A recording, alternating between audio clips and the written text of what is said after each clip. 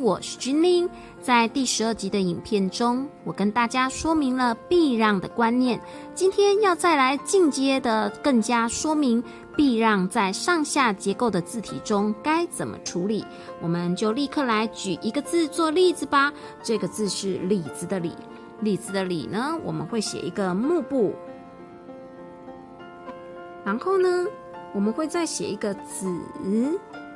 好，当我把木跟子用它在独体字时的结构凑在一起时，我的字会发生一件事情，那就是结构变得太过松散，在中间这边你会发现拖拉的好长，所以空隙变得很大。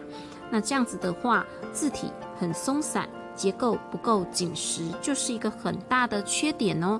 所以我们该怎么办呢？我们会把这一节的部分做一个去除，让我们下方的部件可以有机会往上移动。好，那我们就来示范一次李字咯。好，我们先下一个横，再下一个竖，那竖就不要太长，这个时候我们到这边就可以停了。好，这样子等一下我们的子部才能往上凑过来。好，我们再写一个撇，然后我们再写一个长顿点。我们现在把我们的撇改成长顿点。好，再来，我们再写横钩，再写弯钩，然后接着我们要写横画咯。横画的部分呢，我们会往上写一点，但是不会选择这个折的地方写，我们还是会在下面一点，让它再留一点点的空间，就是大概我红笔点的位置。那我们在这边再写一个短横。好，为什么要写短横呢？那是因为呢，如果我们写的是长横的话，这长横就会有一点抢了我们撇长顿点的风采，所以我们会选择用短横处理。在这个子的部分没有写得很好，我再示范在旁边给大家看。我的意思是，子的部分要从下面一点点这里我们还是要留一点点头哦。好，那李的部分呢，借由李的例子告诉大家，上方的部件要避让下方的部分。那记得我们可以缩短一些笔画，甚至改变它的一些笔画的架构，让它的字体可以写得中宫更紧实。中宫也就是中间的部分可以凑得更紧的意思哦。好，那现在呢，我们再来跟大家举另外一个例子，是人直的直。人直的直呢，我们会写2个金。金部单独写时，我们会拉长它的竖画，当做它的主笔。可是呢，我们在写我们人直的直的时候，金部的这么长的竖画主笔可就出现大大的问题，它会让下面的背部没有办法往上凑。如果把背部直接写下来的话，就会发现字体又像刚刚的没有改变过的李一样，变得好长好长。这个时候呢，我们一样做相同的动作，把部件的笔画做一些减少缩短，那这样情况就会好很多哦。我们来试一次给大家看。我们先写撇，竖撇，横，然后再写竖。好，这时候短短就好了，所以我们停住了。好，旁边是另外一个金。当我们2个相同部件写在一起的时候，我们必须把握一个原则，这个原则就是我们的右侧的那个同样的部分要写得稍微高一点，而且要写得稍微大一些些。好，那我们再写撇，竖撇，横，再写竖。好，那我们再写一个背部，稍微一点点的横画为上扬，再弯下来。好，再写横画。那记得我们在处理横画的时候，我们就要达到我们的均尖，我们的架构上要均尖，这样子我们写字的时候才能把空间平均的分配到很好。好，所以我们这边又再次示范了。记得上下部件结合时，必须要有一边的部件去做避让，就是缩短笔画，让另外一边的部件能够紧紧的凑上来哦。那我们刚刚示范的都是下面的部件往上凑，然后呢，让上面的部件变短的例子。接下来呢，我想要跟大家说说，那么有没有呢，是把下方的部件变短，去配合上方的这个例子呢？有哦。我们来写朵，朵是一个书部，然后再配上一个木。好，那我配木的时候，一般木会写长长的，然后呢，我们再写我们的撇点。好，可是当木写长长的时候呢，这个长长的出头就变得特别的奇怪，所以呢，在这里我们笔画也要做一下缩短哦。好，我们来写一下，该怎么缩短呢？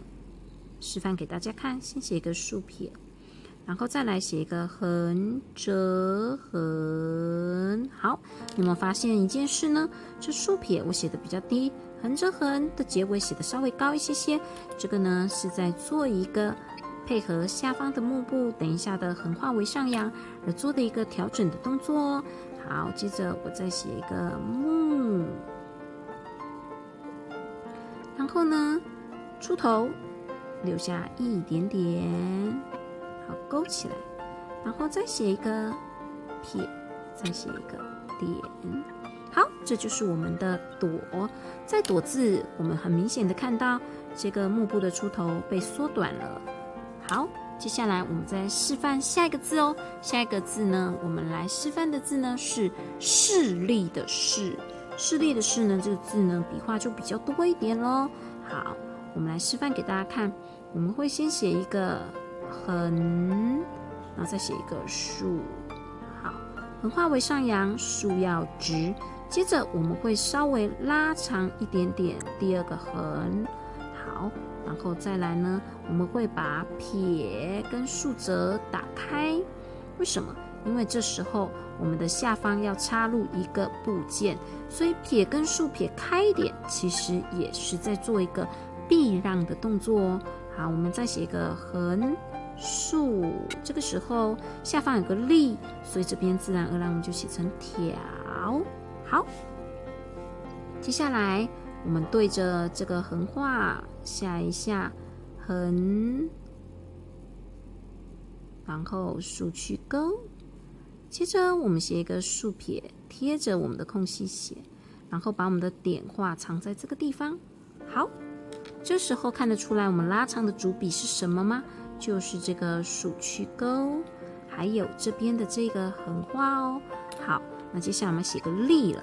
利我们单独写的时候，我们会这么写，我们会写长长的竖撇，但是我们要把它凑到我们的势的时候，长长的竖撇，请你把上半截减省掉。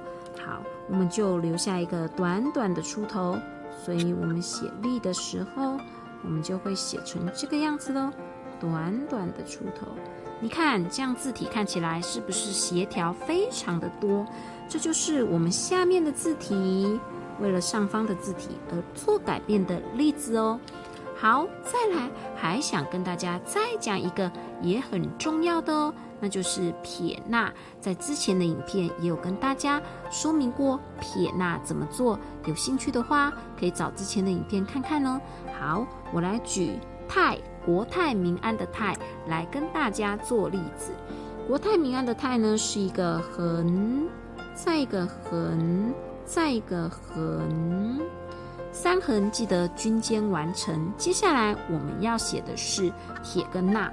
如果你的撇跟捺是这么写，接着粘在一起写，这时候就会产生一个很尴尬的现象，就是呢你下方的这个部件有一点点的塞不进来，再来就算它塞进来，也会在这边留下一个大大的空白，这个空白就不太好看咯。所以这个时候我们可以怎么做呢？很简单，我们只需要做一件事情，就是把横画为上扬处理完之后，接下来把我们的竖画做一个开展的动作。竖画中间这边隔个空间开展，然后接着我们写竖勾点挑撇点。你有没有发现一件事情？这个时候我们下方部件就自然而然有空间往上凑了。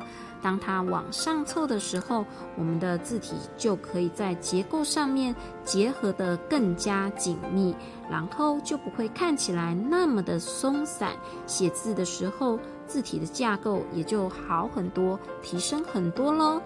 这是一个有关于写字教学的频道，非常希望我所讲解的影片能够帮助你缩短自己学习写字的时间。欢迎你替这个影片按个赞，订阅这个频道，把这则影片分享给有需要的人。希望今天的教学能对你产生一点帮助哦。那么今天就到这边，谢谢你的观看，我们下次见。